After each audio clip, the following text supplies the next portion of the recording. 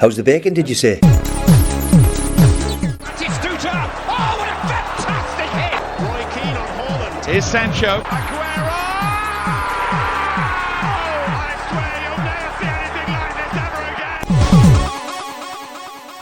Hello, welcome to the Prawn Sandwich Podcast, Season 3. I'm one of your three hosts, Nathan Cupid, and as usual, I'm joined by the dynamic duo of Dylan McKenzie and Jamie Jackson. Hello. Hello. And joining us this week is a fan of the podcast and also Derby County fan, Mr. Matthew Jones. Welcome to the show. Welcome. Thanks, guys. Thanks for having me. Wonderful to be on. Thanks for coming on there. Matthew's a Derby County fan. Tell us, how old are you, Matthew? I'm 20. I'm 29 next week, so I'm 28 at the minute. Right. So, like, your era of Derby County will be like post Branko Strupar and those kind of players, is it? It's just been pure disappointment, to be honest with you, from day one. I'm a little bit too young for the glory days. I vaguely remember us being in the in the Premiership when it was the Premiership, but pretty much just downhill, really. Yeah. The odd high, but yeah. So you missed the Jim Smith glory days of the 90s. Yeah, I vaguely remember the back end of it, but I missed all the glory days, unfortunately. I know, we feel you there. We're Sunderland supporters as well. Yeah. There's a lot of similarities, really. Like I feel like there's a lot of similarities between Derby and Sunderland in terms of it's just been downhill for quite a while, really. So in recent years, 100%. Mm. Also, as well as supporting Derby County, you're a big Football Manager fan. So we hear. I would. I am. I'm pretty much obsessed with it. Really, it's probably a good and a bad thing at the same time. So, it certainly ruined a lot of my time at university. Let's put it that way. Who's your current save with? Is it Derby or is it someone else? I started with Derby initially on 21, but I always start with Derby just to get a feel for the game. My save at the minute is with Norwich. I just wanted to do something a little bit different, really. But I've really cracked on this year. I've managed to play quite a bit. So I'm up to like 20-37 at the minute on that save. So I'm really into it. Yeah. Oh, wow. I've been playing it solidly since like January. So that's like two full months worth of work, really. So that is unreal. That is absolutely unreal. Yeah, how are you getting on with them? Like, Europe and that.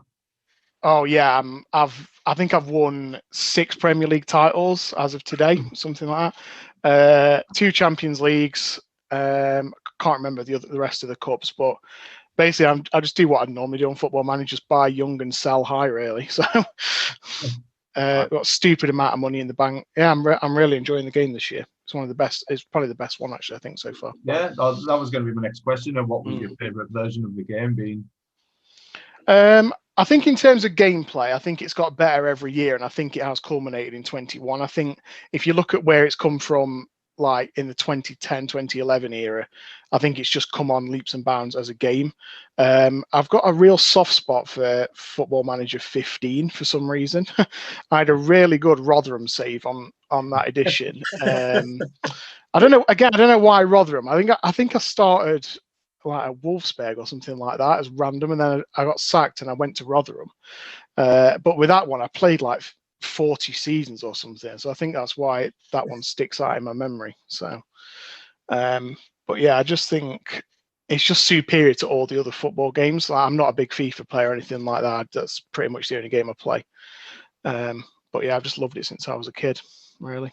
It outshadows FIFA by absolute miles. Like, there's no I play FIFA Pro clubs and that's about it. I tried to play like a seasons match the other day. I did one game and then was like, this is terrible.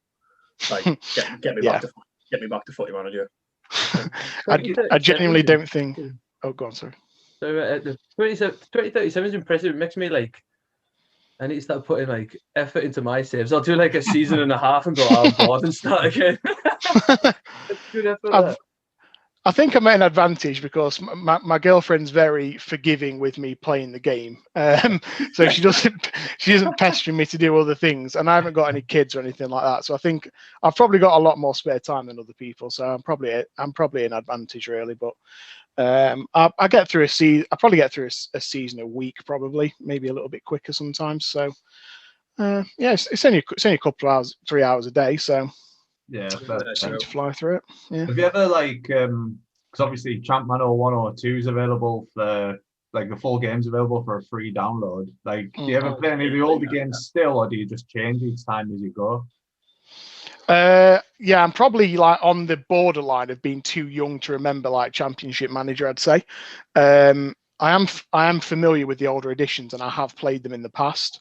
But I won't lie, I'm not as up on it as I am with the newer games, to be honest. But I think it's just for nostalgia more than anything else. You look back and see some of the screenshots of the players, and it's hilarious, really. But yeah, I was a bit too young really for Championship Manager. I was like, I think for the last Championship Manager game, I'd have been about 8, so I was just a little bit too young for it. So I remember like Derby County, Tonton Zola Makoku and Chris Riggett always got mint on Championship Manager as well. Shame he wasn't in real life, but he was a decent player. Yeah, like I say, I'm a little bit too young for it really at the time, but looking back, like that was probably the end of our glory days. So you weren't really getting in the 0102 edition. Definitely, I don't think you were getting the full glory days of Derby. But yeah, I seem to remember Chris Riggett being a baller on a couple of them, the early ones. Yeah. Don't worry about it. Jay can get Championship Manager 0102 into any conversation in history. Oh yeah. Yeah, a few in jail, bring that up. Tell everyone at work about it and that, man. Oh god. Hooked on nostalgia. Absolutely. Well, we'll move on to Derby County then, mate. So, what's your first memory of supporting them? How far, like as far back as you can go and remember? So in the early days, I think my very first memory is my first match. So that was in 2000, and it was Derby 3, Middlesbrough 3 at Pride Park. I remember it very, very vividly to this day. I was obviously quite young, but we were 3-0 down, and then we scored in the 68th minute, and we come back to draw 3-3. So it's a good first game, really, to get you hooked to football. To get you hooked on football. I remember it vividly to this day. My dad lifting both me and my brother up in the air and like throwing us around when we equalised. It's just great memories. Yeah, since then, I was hooked on football from that point, really. I did have a soft spot for Man United as well. I think every kid did around 2000 era when they were really good. But I think since going to that first game, it was Derby all the way, and I've never looked back since. Are you local to Derby then? I live in a town called Alfred, and it's pretty much in between Derby and Nottingham. It's right. Yeah, it's right on the border of Derbyshire and Nottinghamshire. So we are pretty much split down the middle between Derby and Forest usually. You get the odd Chesterfield, Mansfield as well. They're very local to us as well, but pretty much 50-50 split Derby Forest around here. Who was on the score sheet that day? Now you're asking me. I can't remember now. I think Malcolm Christie got 2. Obviously. And I can't remember who the other one was. Ooh. I can't remember now. I'm pretty sure Malcolm Christie got 2, and he scored the equaliser. Yeah, he was a low key, really good player back in the day for Derby. Wow. He's a Mercedes salesman now, isn't he? Yeah, he does. Yeah, he does something really random. What is it? I can't remember what job he does now. I'm Chief Googler, so I've given it a quick Google. It was Malcolm Christie did get 2. He got the first and the equaliser. And in the middle, it was Strupar who scored. Strupar. I don't remember. I remember the equaliser vividly to this day, but I don't remember. I don't remember the other 2. I thought Christie got 2. So you're a better you've researched it more than I have. Let's put it that way. I just googled it right there. I just love Do my Malcolm job on Christie. So, like, obviously, the next question from that was going to be your first match, but you've answered that with that there. But Yeah. I know you were young, but were you so young you can't remember like what it was like walking in for the first time to Pride Park and getting the feel of it? I remember a lot about my first match. I'll be honest, I don't remember seeing like Pride Park for the first time. I think the overriding memory and emotion of it is just going to a football match for the first time. I don't think I was particularly fussed who it was at the time. I don't know if you guys feel the same, but like I loved it since I was a kid. And then obviously, I know it might be the same for everyone, but times were hard, so we couldn't go to football all the time. Like we had barely any money, so it was a treat to go to the football. And then the first time you go and just see any stadium is just unbelievable. Yeah. It blows your mind, doesn't it? When you're like, absolutely. It doesn't matter what level, you just go and you're watching like a live game of football in amongst like thousands of other people. It's when you're small, everything seems massive. Like so. Absolutely. Cool. Yeah. So, have you got a favorite player of all time? I know, like, as everyone gets a bit older, you don't get as emotionally attached to players. But anybody that's particularly stood out from your time supporting Derby? I'll be honest. A lot of my favorite players are from more recent times. Like from when I was very young, it was a hard time to be a Derby fan. We didn't really have that much talent, unfortunately. So I narrowed it down to three that are in my top three favorite players. They're Steve Howard, Jake Buxton, and Craig Bryson. And I think out of those three, Steve Howard, who is a former Derby striker, just edges it out of those three. He's just epitomised everything for me that was great about football and about the club. He gave 100% every single game. He was a cult hero at Derby. He was only there for about 2 seasons, but he was just a massive cult hero, and he made a big impression on me at that time. So, just Steve Howard, I'm saying, is my favourite player. Was he in the squad that got promoted in the playoffs when Stephen Pearson scored? Yes, he was. He signed at the start of that season. I think he cost us about £1 million or something like that when he signed. And for us at that time, that was a lot of money. Like we hadn't had £1 million player for quite a while, I think, at that time. And he wasn't that great from what I remember when for the first few games, and then all of a sudden he just started bang, bang, bang, and he just started scoring like every game, every other game. He was just a massive cult hero amongst all Derby fans, and he gave us some great memories. So, yeah, he was a big part of the promotion winning season. Obviously, not on the day, but throughout that season, he was a massive part of the squad. Yeah. Good answer, like that. Me too. Have you got a favourite ever goal from matches that you've been to? I'd say in terms of quality of goal, Harry Wilson against United at Old Trafford a couple of seasons ago. Don't know if you guys remember that. It's free kick. Yeah, absolutely. I still don't know to this day how he managed to score in the way that he did. Like, if you look at the reverse angle of it, I don't understand how the ball does what it does. So I'd say in terms of quality, probably that one. In terms of what it meant to the fans, I'd probably and like nostalgia for me, probably Jack Marriott against Leeds in the playoffs again a couple of years ago. Do you remember when we were 2-1 down from the home leg, and then Jack Marriott scored like 86th, 87th minute just to send us to Wembley. And just in terms of like the emotion of the goal, that is probably my favourite goal. Obviously, it didn't end well for us in the final, but is that Lampard? Yeah, that was under Lampard. Yeah, so that was with the goggles. Yeah, that's the one. And just everything that had gone before that game in terms of like Spygate, and we'd been written off completely after the first leg because Leeds had absolutely battered us.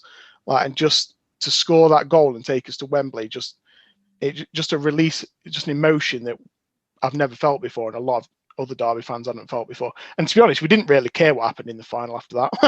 we beat Leeds and ruined their season, so I think that was the main thing for Derby fans at the time. So yeah, I'd say that is my favourite goal. No, because you've had a bit of heartache in the playoffs.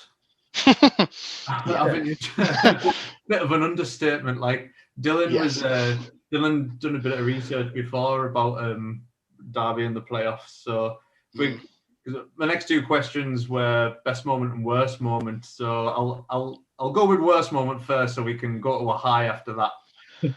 So worst moment, Derby. I think there's only one place we can go for worst moment as a Derby County fan. Losing to QPR at Wembley in the playoff final. Yeah. Bobby Zamora and all that. Genuinely, I was there. Yeah. Oh, I've got a story to tell about the day as well. It was just an absolute disaster from start to finish. So me and my friend were supposed to get a bus, like a coach from Nottingham to London, because we were planning on having a few drinks like you do on a playoff final day. We missed the coach from Nottingham to London. So, because it was my mum that was giving us a lift to Nottingham. So she had obviously drove off at that point. She didn't know we'd missed the bus. So my stepdad had to drive my car from my house, which is about 20 miles from Nottingham, to the service station. And then I drove down to London to Wembley to go to the match. And we just made it for kickoff. We had to pay £20 to park in the car park literally next to Wembley. And then after all that, what happened. It was just an absolute disaster from start to finish, to be honest. I remember watching that game, and Derby absolutely battered QPR that day. Absolutely destroyed them. I think that is the best team I've ever seen as a Derby fan that season. Even including the team that took us up like 8 years before. Like I think that team had everything. It was tailor-made for the Premier League. And if we'd have won that game, I do genuinely think we would have kicked on and done possibly what I wouldn't say we'd have won the league like Leicester had done, because that's unbelievable. But something like that, establishing ourselves in the Premier League, I think we were tailor-made to go up that season, and it just went like it did. So horrendous. What was that? Like, I'm not trying to bring up bad memories for you, but like obviously we'll come on to the current situation in a bit, but if we touch on a bit more of like the other playoffs, like the other playoff failures, so to speak. Yeah. So you had that Bobby Zamora final. Yep. You've mentioned obviously the Leeds when you got through.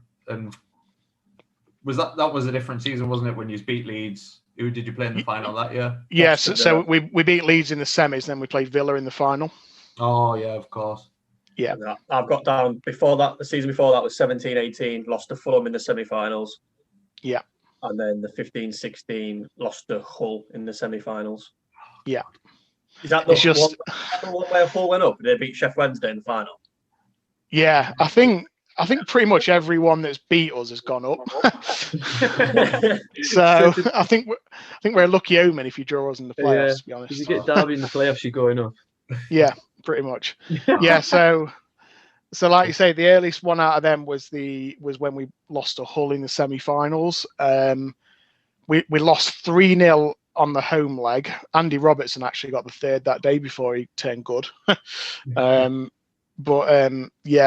and then we actually won the reverse leg 2-0, I think, and we missed some absolute sitters to level it 3-0. So that was like our own doing, really. We could, if we'd have performed better in the first leg, I do generally think we would have gone to Wembley that season. So, but in that season leading up to that, we made some questionable decisions. Like we sacked Paul Clement when we were sat fourth in the league and still had a chance of going up automatically, and then put our youth coach in charge of the team for the rest of the season, which to me and a lot of other Derby fans didn't really make any sense. But he managed to steer us just into the playoffs, and then obviously what happened against Hull happened. So, and then the Fulham one was again a little bit different, because I think Fulham were just so far clear that season of most teams in the Championship. Like it was a surprise that they didn't go up automatically, to be honest. Like they had Sessegnon and Mitrovic. I think they had Mitrovic. I can't remember.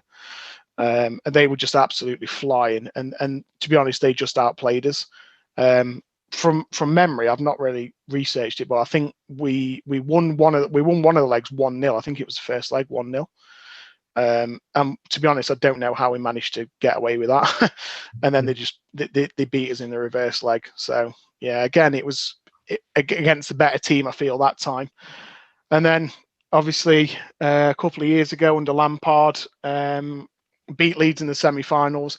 I've sort of touched upon that Derby fans sort of went into that with like no expectations really.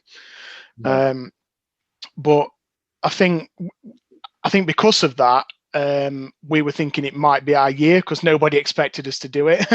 So we thought, right, we'll go out and surprise everyone. And then Frank Lampard went into the final and didn't play a striker. So the rest is history, I suppose. You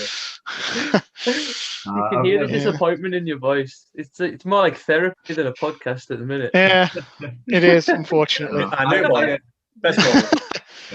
fear the playoffs, mate.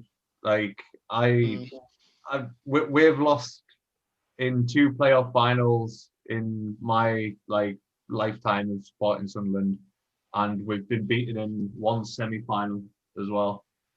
I don't. We've hit a bit of form now, and I think I'm starting to turn a little bit positive that we might actually evade the playoffs and maybe finish second or something. But I will absolutely be terrified in the playoffs. They're just not. I think from a neutral point of view, the playoffs are absolutely amazing. I think for football they are absolutely brilliant, but if you're in them, they are the worst thing to ever happen to football. So they're not enjoyable at all as a fan. No, absolutely. Well, obviously from my side, no. So your best moment as a Derby fan, mate?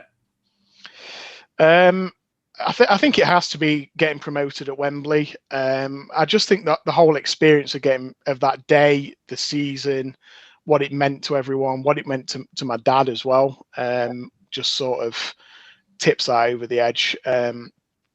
I think just being able to walk down Wembley Way with your dad to watch your team in a final at Wembley, sing the national anthem, watch the players come out. I think the whole day, if you win, is just the best experience possible. So I would say that. Again, I think we were such underdogs throughout that season and throughout that final as well, that I think the way it happened just made it that bit more special as well. So that was 2007? Yeah, that's right. Yeah, so it was against West Brom in the final. Yeah, and again, I think West Brom that season were pretty much a Premier League team in the Championship. With the squad they had, nobody expected us to go out and beat them that season. I think we finished 3rd that season, but in reality, we were nowhere near the 3rd best team in that league. Yeah, we had a bit of beef with them that year. I don't remember. I was only 14, 15 at the time. So. Basically, it was February time we beat West Brom away, and Tony Mowbray came out and said that they'd finish above us and they were the better team. And then we won the league. Oh yeah, I forgot you guys won the league that year. Yeah, you beat them in the playoff final. So we were had not a rivalry, but had a little bit of see you more, bro. I remember the games against Derby that year because we played Derby in Keane's first game in charge. Yeah, that season. That does ring a bell, actually. Yeah. Yeah, and we played yous at the stadium. We won with a penalty. No, we won with a Liam Miller header in the last minute of the game at the stadium. Yeah, I remember. I was there. I was there. I remember that. Yeah.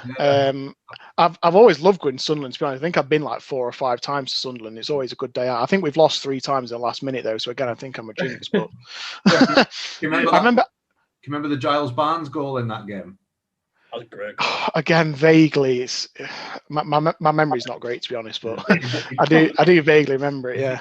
360 spin on the edge of the box that took out 3 Sunderland defenders and rifled into the bottom corner. It was a quality finish. He was such an underrated player back in the day, and he's ruined himself. So yeah, it's a shame. Wasn't he tipped to be next big thing? Then did he end up in the MLS after? Yeah. Yeah, he had a lot of injuries at Derby, to be fair to him, so he never probably had the chance to fill his potential. And to be fair, he came into the team at like 16, 17, and he was already at a championship level, so it was only really going to go downhill from there. He ended up at like West Brom and Fulham, I think, and then he ended up in the MLS. Yeah, shame really, because he was brilliant when he first came in. Yeah. He was playing under Owen Coyle at Houston Dynamo at one point. How the mighty fall. So if we touch on to the current situation then, because we've been talking a lot about struggles and nothing epitomises that more than your season at the moment, really. Just to chip in a second, we did a prediction episode. I don't know if you heard it. I actually picked you to go up second. Oh, okay. Okay. Right. So blame me for this if you want. But did you so when Rooney came in as a player and he was a player coach, it was inevitable he was going to be taken over at manager at some point. But did you expect it to go so bad under Koku and it to happen as quick as this? I agree with you that I think every Derby fan thought as soon as he came in as a player coach and the way that he came in, it was inevitable he was probably going to be our next manager. I think he was groomed from the start, really. In terms of Koku, I was never the biggest fan of him really from the start. I'm genuinely one of the most realistic football fans you'll ever meet. I know that it takes time with a new manager, but I think from the start, the way he was trying to get us to play wasn't going to work the way that he wanted us to. So I was never fully convinced at the start. He did win us over, obviously, when I think we won 5 or 6 games in a row just before the lockdown. And we were actually pushing for the playoffs at the end of last season until it all unraveled a little bit. But yeah, I just think the way he was trying to do and play football with the players that he had was never going to work, unfortunately. As a guy, he was absolutely amazing. Like I can't fault him as a person at all. He did a lot for the fans, a lot for the community, and he was just a genuinely nice person. But the writing was on the wall, I think, from when it started to unravel a bit last season. I think he started to lose the fans a little bit, to be honest. But at the start of this season, I mean, I took note of when I saw Jaden Bogle and Max Lowe leave, basically because I had them on a Football Manager save. So I kept an eye on them. So two good young players going at the start of the season, but you must have got a bit of money in for them. But was it reinvested in the squad at all? Or so from what I gather, the reports of how much we actually got for them varies from anywhere between 6 million and 11 million. So we don't actually know how much we got for the pair of them. I think we were more disappointed to lose Bogle than Lowe. I think Lowe, he's like 22, 23, and he's never really been consistent or held down a place in the team. So to be honest with you, I don't think many Derby fans were that gutted to lose Max Lowe. But in terms of Bogle, he's probably the best player to come out of our academy for quite a while. So it was disappointing to lose him. In terms of reinvestment, not really. No, because the money situation is as it is. It all pretty much went back into the club. I mean, we signed Kamil Jojwiak, can't remember his name then, who has been very hit and miss at the minute and cost about £3 million, I think, something like that. But he was being linked with like Southampton and teams like that when we signed him. So we thought it was a big coup, but he's been very inconsistent so far. So the money's not been invested that well. And then obviously after the money situation sort of cleared itself up a little bit on deadline day, we just panicked. We just panicked and got 5 loans in.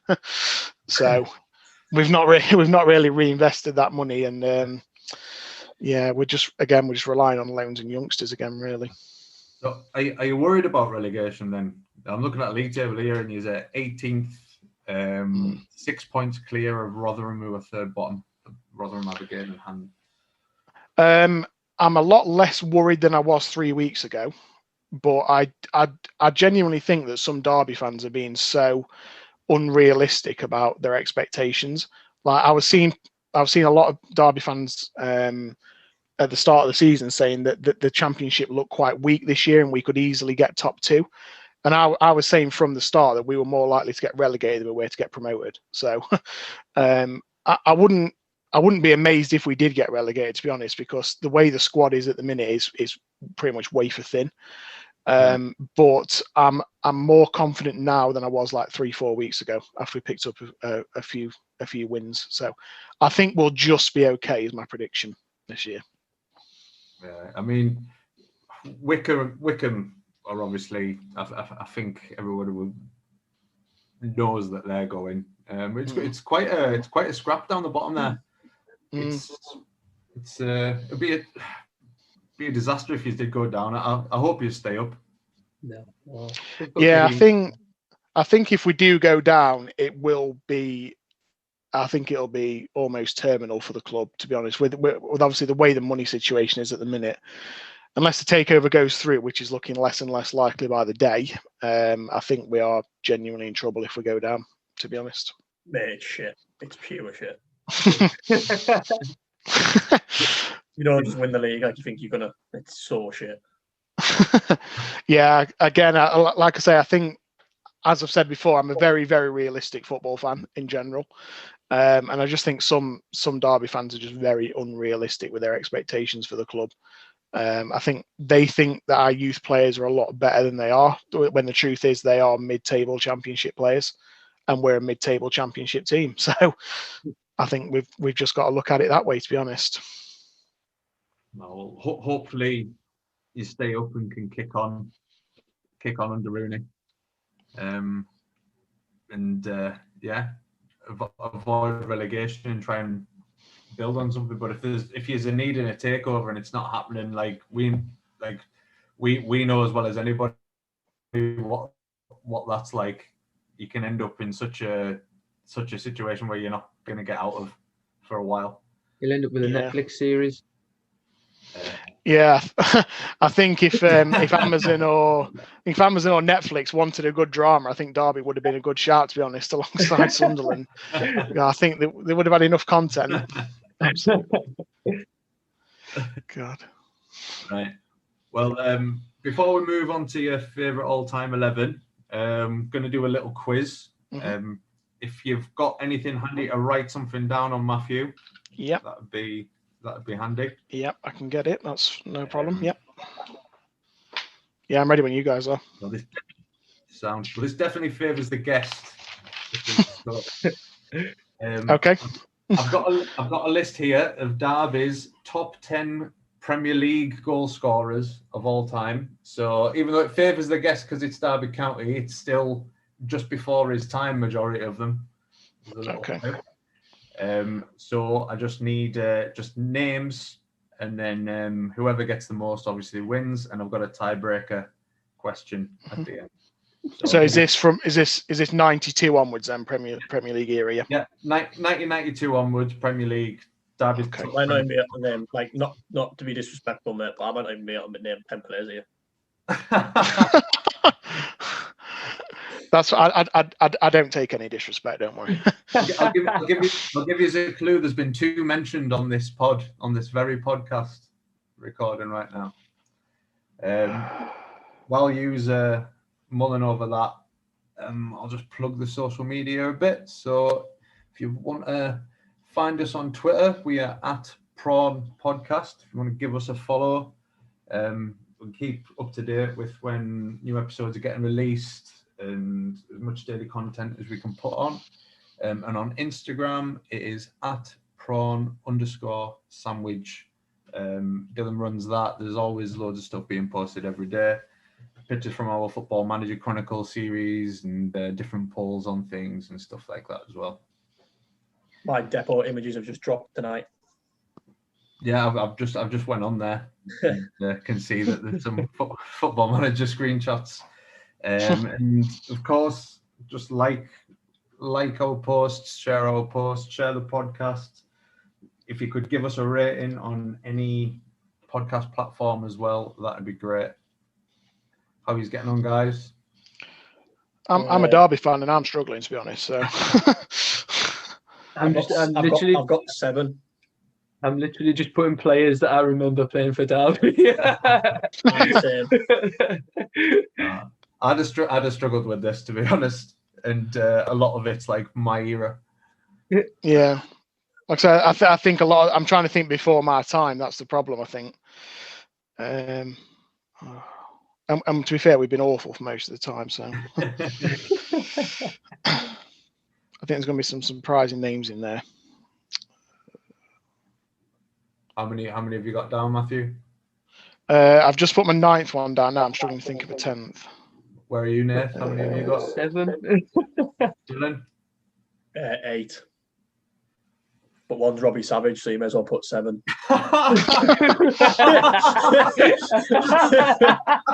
Yes, love it. Oh man! Anything to give Savage a pull. I think he scored a couple. I think in the championship, I think. I don't know. I think when he scored about 11 goals that season. So I remember marking Adel Taarabt totally out of a game one evening on a live game on Sky. Robbie Savage had Taarabt in his back pocket all night. 36-year-old Robbie Savage. He gets vilified, Savage, but he was actually quite good for Derby, to be honest with you. Yeah, we tried to sign him that January transfer window when Hughes did, and Roy Keane didn't sign him because when he rang up, it went to his voicemail, and Robbie Savage's voicemail was doing the old Budweiser advert saying "What's that?" So Roy Keane was like, "Nah, it's not for me." I think I've heard that story before. Actually, it just sums him up, doesn't it? And just imagine Keno just literally just putting the phone down and just never speaking to him again. Yeah, I've got my 10 guys when you laugh. I've got 8. I'm proper struggling. I'm just happy to get 8. To be fair, if you're happy to go with 8, we can just go with 8. I'm happy going with 9. Right. Okay. So, if you do you want us to just? I'll run through the names, and then I'll just trust you to. Well, we could run for hours to see how funny it is. To be fair, if you want, because mine is right. Dylan, run through yours first. Right. Malcolm Christie. Correct. Sick. Yeah. I got him. You've got Ravanelli. Ravanelli's correct. Get in. Yeah. Kenny Miller. No. Oh, I had him as well. That Howard that he mentioned before. No. Oh well. Total shot and dart. Matt Oakley. No. Good shout though. Yeah. Robbie Savage. No. I don't know why. I just remember he played for Hull. Craig Fagan. No. And then my last 2 are like, I don't really know if they played for Derby. I think one of them did, so I put them both because they're quite similar. Put Sean Gota. That's incorrect. And the other one I put One Chop. That is correct. Sick. Yeah, One Chop definitely. Yeah. I'll take my 3. Paolo One Chop like. What an absolute baller. Oh, what a player Paolo One Chop was. That's 3 for Dylan. Nath, go for yours. Malcolm Christie. Yeah. Paolo One Chop. Yeah. Kenny Miller. No. Steve Howard. No. Iranio. No. Ravanelli. Yeah. King Fladze. No. Barnes. No. And I put that bald foot. You remember that bald foot of Summit Villa? Oh yeah, Tito Villa. Yeah, that's the one. I just remember him scoring in Premier League years. No. That was I was trying to think of. I couldn't remember him. I think he's got like 1 goal or something. Funny. I think he literally got 2 that season. He could be in there. Do you want to run through yours, Matthew? So that's 3 each in it. So the pressure's on Matthew. 3 each at the minute. So I had Iranio and Miller, which are wrong. Christie, One Chop, and Ravanelli, so they're right. So I've got 3 so far. Strupar. Yeah. Oh my God, I said it. Don't forget about Strupar. Asanovic. No. Baiano. Yeah. Dean Sturridge, Yeah, Oh, nice. and Dion Burton. yeah, that's correct as well. Fair play, mate. So 7. I got 7 then. Yeah. Oh, Mark Whitfield's Solid going to that. be upset with me. So the 3 that were missed were Rory Dillap, Oh, no. Oh my God. 11 Derby goals. One was He scored a bicycle kick. He did, yeah. Quality finish. Ashley Ward and We're scraping the barrel now. and Horacio Carbonari. Oh. He was a left back. That tells you how bad we are. I was going to put him, but I thought, no, surely he's not in the top 10. But okay. Yeah, well done, guys. So we have another guest that's won a quiz. Second guest to win. Second guest to ever win a quiz. So fire right into your 11 then, Matthew. Have you got a formation that you've gone with? I have. I've gone probably controversially with a 4-4-2 diamond. Nice. Oh, nice. That's welcome on this pod. That is. I am partial to a diamond, so I've gone with that. We love a diamond on the Prawn Sandwich podcast. Wonderful. Right. Okay. So your goalkeeper. So my goalkeeper is probably the hardest position. I've gone with Scott Carson. It could easily have been. Who was the other one? I can't even think of the other one was now. So it clearly wasn't that easy. We've had quite a few. So we've had Lee Grant was really good earlier on. Obviously, he's at United now. He was good earlier on in his career. But yeah, I think Scott Carson, just for longevity, and he stabilizes when we were poor, to be honest. So gone with Scott Carson there. So I'm back 4, starting with the right back, John Brayford. Don't know if anyone's familiar with John Brayford. Again, just a bit of a steady Eddie, really. He just stabilised at the time. It could have been Jayden Bogle, obviously been discussed earlier, but I just don't think he had the longevity that John Brayford had. So centre backs are Jake Buxton and Sean Barker. Jake Buxton is just, he's a cult hero for Derby. He's a local guy. He's just, again, he epitomised everything that was good about the club at the time. He was an absolute warrior. He'd bleed for the shirt. Is he the big bald one that just looked like a centre half? Yeah, he doesn't look like a footballer at all. He pretty much looks like a plumber or something. He played the QPR final. Yeah, was that team? Yeah. Yes, yeah, he played the QPR final. Yeah. He's just been sacked by Burton as manager. Yeah. Oh, was he? All right. Yeah. But yeah, I think he's back at Derby now as like an academy coach. It's not official, but there's been pictures of him like at the training ground. So I think he's actually come back. So that should be good for the youngsters. And then the second centre back, Sean Barker. He's genuinely, I think, the unluckiest man ever with injuries. Genuinely one of the best centre backs I've ever seen play for Derby, and he had like 3 knee constructions in 4 years or something like that. He suffered a horrendous knee injury against Forest towards the end of the season. I can't remember the year, but he was just pure class, like proper ball playing centre back. Could have easily played in the Premier League if it wasn't for injuries, in my opinion. And he's just someone that I look back on fondly. It could have been Keogh, but I was never convinced by Keogh, unfortunately. And I think just the way he left the club as well just left a sour taste for a lot of Derby fans as well. So after the incident, the car. But I don't understand why people were upset that he got sacked, because at the end of the day he was left unable to do his job and it was his fault. So I personally don't see the issue with him getting sacked. And I think he sued the club for sacking him, really, and I think he's just left a bad taste with a lot of Derby fans, to be honest. And then moving on to left back. Left back has probably been Derby's worst position over the time that I've watched them. I really struggled to think of a left back, so I've had to put in Craig Forsyth as my left back. Carbonari was a little bit before my time. I remember him towards the end of his career, but Craig Forsyth has just sort of been there for like 8 years, so I've just stuck him in, really. I can't think of any other reason. Another one could be Max Lowe, but again, he just never had the consistency, so I couldn't find a place for him, unfortunately. So my 4 in midfield, so it's a narrow diamond. So a DM, 2 centre midfielders, and attacking mid. Even better. Love it. Love it. Absolutely love it. I'm wanting Brayford and Forsyth to provide my width, so it's beautiful. So my defensive midfielder is George Thorne. Again, maybe a little bit out there because he only played a couple of full seasons, really. But the guy was just utter class when he played. He was just, he looked too good for the level that he was playing at, which for me just means I've got to put him in. Again, another one with injuries. He had 2 ACLs in 2 years, and that just sort of ruined his career, really.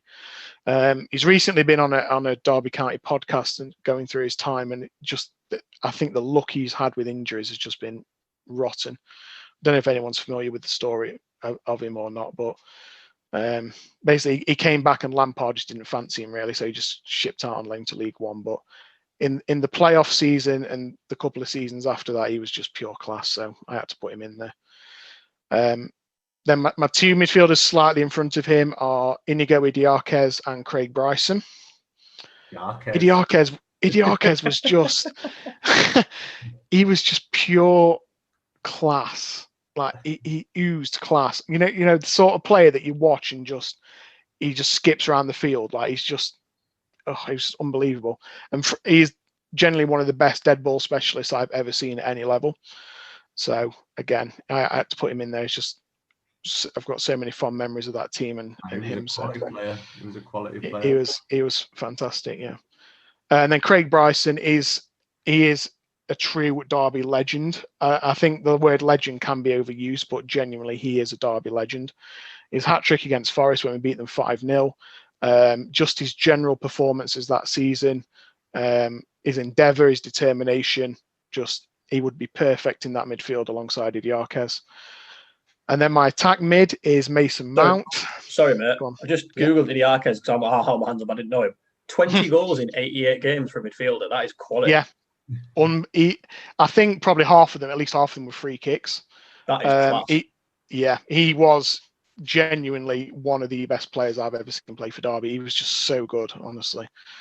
And in that team, it just fit perfectly for him. He was just a flair player. We just let him do whatever he wanted, and then everyone else did his running for him. He was just so good, honestly. Yeah, but I honestly didn't know his goal record was actually that good. So, but then he went to Southampton, and it went a bit downhill from there. Really, I think never really heard of him after that. Which is a shame. Yeah. So yeah, my attack mid is Mason Mount. Again, probably controversial because he only had 1 season at Derby, but the season that he had, he was far and away like the best player that was in our team. Arguably one of the best players in the Championship that season. Obviously, he's gone on to be amazing for Chelsea, in my opinion. I think I genuinely think he is criminally underrated by Chelsea fans and everyone. I think it doesn't help him because he went on loan to you. Not doesn't help him go on loan to Hughes because he went on loan to Hughes and then was straight away playing. He's got this label as like Lampard's love child, and yeah, I think it's hurt him a bit. But I think he's even been maybe even a little bit better under Tuchel. I would agree. So like, there's no way for me he doesn't go to the Euros and stuff. Like I think he's quality, mate. Absolutely. Play him in the right position. I think he's class. Absolutely. I think when he was at Derby, he played in a midfield 2 with Harry Wilson, as obviously a really attacking midfield 2, and then they had a DM behind them. And I think that worked perfectly for him. So when he's got that license to just play, yeah. And he was just far and away even with Harry Wilson, he was such a good player. He was just far and away the best player in our team that season. So there's no way I couldn't have him in my 11, to be honest. So. And then up front, I've got a pretty big front 2 really in Steve Howard and Chris Martin. So there's not a lot of pace going on there, but there are goals, if nothing else, and work rate as well from Howard. So obviously Steve Howard, I mentioned, is probably my all-time favourite Derby player, cult hero at the club. Just a genuine old-fashioned number 9, like a proper striker. which I'm probably too nostalgic, but I miss in the game. Oh, So- I love a number 9. Yeah, I love an old-fashioned number 9. So he's got to be in there for me. And Chris Martin is obviously has been. Well, he isn't at the club anymore, unfortunately. I think we made a mistake letting him go, especially with the position we're in now. But he's just been the one scoring all the goals for us for the last 5 years, just a genuine goal scorer. Link-up play as well. He's second to none. So he would be my second striker. Where's he at Steve now? Howard. I can't think. He went to Bristol City. We Bristol offered him a City, new that's deal. it. Yeah, we offered him a new deal on reduced terms, but he wouldn't accept it, so he went to Bristol City. I think we tried to sign him on reduced terms as well, and he wouldn't take it. So, Yeah, fair, if he rates himself, fair enough. Do you know what I mean? Like, Yeah, absolutely. I don't blame him, but yeah, it's a shame because he's exactly what we need now. So it is what it is, I suppose. Who's managing your side then, Matt? I didn't think of one, to be honest, but off the top of my head, I think I can't really pick anyone else but Steve McLaren. Unfortunately, his time when he left Derby was, well, the first time. He's back for a third time now. But his first time leaving was obviously under a cloud. And then his second time, probably undeservedly sacked. But again, with the playoff season when we got beat by QPR, the best football I've ever seen Derby play. So I can't think of anyone else but him. What's he doing now? He's like a technical director at Derby. Oh, So right. I think he's almost I think he's just like mentoring Wayne Rooney, to be honest with you. That's the impression that Yeah. Derby fans get. So Right. I'm a little bit too young for Jim Smith. I do remember the Jim Smith era, but if it's going just off my time supporting Derby, then obviously I can't pick him. So Frank Lampard was great for Derby, but again he only had one season, so I don't think he could count as that. So yeah, I think it has to be Steve McLaren. I think McLaren cops for a lot more stick than he probably deserves, obviously because of like his stint with England and what a few English managers in recent times that have gone abroad and actually achieved stuff. Won the Eredivisie with FC Twente, didn't he? Yeah. And, I know he tried his luck in Germany with Wolfsburg. Every time you hear a player talking about him, they always rate him as a coach massively. Wasn't big enough for the Mags though. Nope. Well, it was all. He's like he was going back to his Middlesbrough days when he was at Derby. He was like he found like a little groove, and then it just kind of ended. Like I thought he was all right. It was all the Newcastle talk really that kicked off our bad form the season after we missed out on promotion. Because there was just the rumours flying around that he was going to Newcastle, and he just wouldn't come out and say that he wasn't leaving. Yeah. And a lot of players have said since then that it was a distraction to them. So again, he left under a cloud really. But for the football we played, you can't really fault him in that sense. So judging purely off that, then he's got to be the best manager in my time supporting Derby, really. Spot on, mate. I like it. Well, that's it, Matt. To be fair, covered all the grounds there. Just quickly run through your 11. Just rattle the players off again. Just one more time. So I've got Scott Carson in goal. Back four: John Brayford, Jake Buxton, Sean Barker, and Craig Forsyth. Midfield diamond: George Thorne, Inigo Idiaquez, Craig Bryson, and Mason Mount. And forwards of Steve Howard and Chris Martin, managed by Steve McLaren. Quality. Love it. Spot on. Yeah, right. Thanks for coming on, mate. Thanks very much for having me. Appreciate it, mate. Thank you very much for getting in touch. Welcome back anytime. No problem. Let you get back to your evening, mate. Cheers, guys. Thanks very much. Take care. See you. Bye. Bye. Bye.